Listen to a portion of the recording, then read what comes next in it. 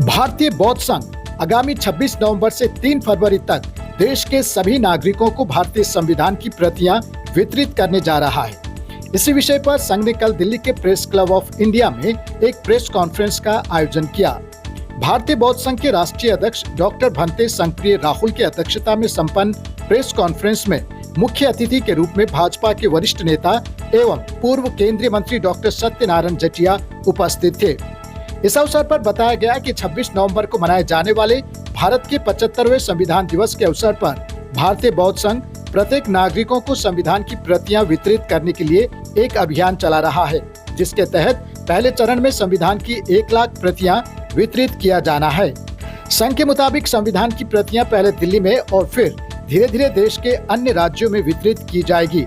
इस अवसर पर अपनी बात रखते हुए डॉक्टर सत्यनारायण जटिया ने कांग्रेस पर निशाना साधते हुए कहा, जब संविधान बन रहा था और अंतिम रूप दिया जा रहा था, कांग्रेस ने अपनी मनमर्जी से अपने हितों को ध्यान में रखते हुए छेड़छाड़ की, कानून की नियमावली को बदला, धाराओं में तुगल के अधिनियम जोड़े और उसका भावार्थ जन विरोधी और देश विरोधी बनाया, जबकि डॉक्टर अंबेडकर ने इसका विरोध किया।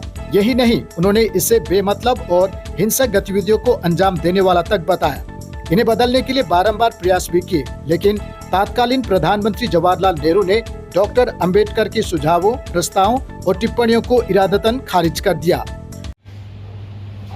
संविधान और उसके प्रावधान, उससे देश के सारे विधि विधानों के समाधान के लिए उपाय उसमें अंतर्निहित है। बाबा साहब ने कहा था कि संविधान चाहे कितना ही अच्छा क्यों ना हो, यदि उसके लागू करने वाले अच्छे नहीं हैं तो संविधान निश्चय ही बुरा साबित होगा। और यदि संविधान कितना करने वाले अच्छे नहीं हैं, उसको लागू करने वाले अच्छे नहीं हैं, वो केवल अपने स्वार्थ की पूर्ति करने के लिए लागू करना चाहते हैं, या और उसके कारण से देश ने देखा कि इस प्रकार के जो लोग अपने तानाशाही को हावी करने के लिए लोगों ने इस प्रकार से संविधान को तोड़ करके और उसके संशोधन करने का काम किया, उसको सबक सिखाया गया है। डॉक्टर भंते संगप्रिय राहुल ने कहा, 11 साल मोदी सरकार के स्वर्णिम युग के रूप में हम देख सकते हैं। प्रधानमंत्री नरेंद्र मोदी की दूरदर्शी सोच और कानून, शिक्षा, समाज, मौलिक अधिकार सहित अन्य विषयों के प्रति सकारात्मक सोच रही है। यही कारण है कि देश के आजादी के बाद जब केंद्र में मोदी सरकार काबिज हुई, तब से समाज के वंचितों, असहायों, आदिवासी, बौद्ध भिक्षुओं के अधिकारों को सबल बनाने का प्रयास कर रहे हैं।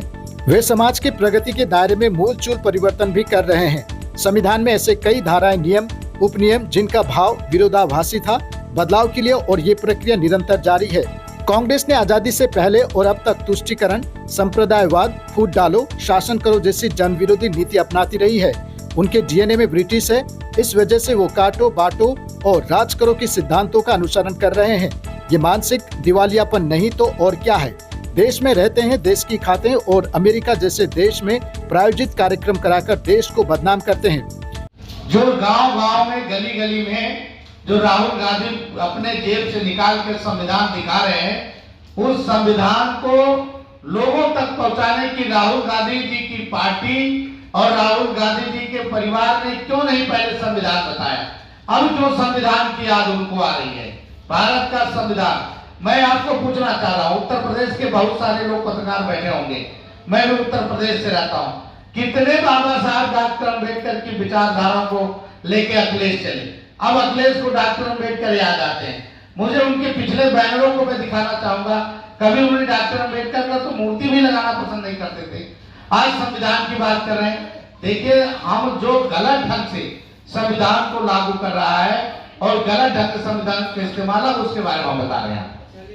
भंते संगप्रिय ने कहा कि 75वें भारतीय संविधान दिवस पर 26 नवंबर 2024 मंगलवार को सामाजिक राहुल समरसत्ता सम्मान समारोह का आयोजन संसद मार्ग स्थित एनडीएमसी सभागार में प्रातः 10 बजे से आयोजित किया जा रहा है, जिसमें 1 लाख संविधान की प्रतियां वितरण कार्यक्रम का आगाज होगा, जिसका समापन 3 फरवरी 2025 को तालकटोरा स्टेडियम में समापन होगा।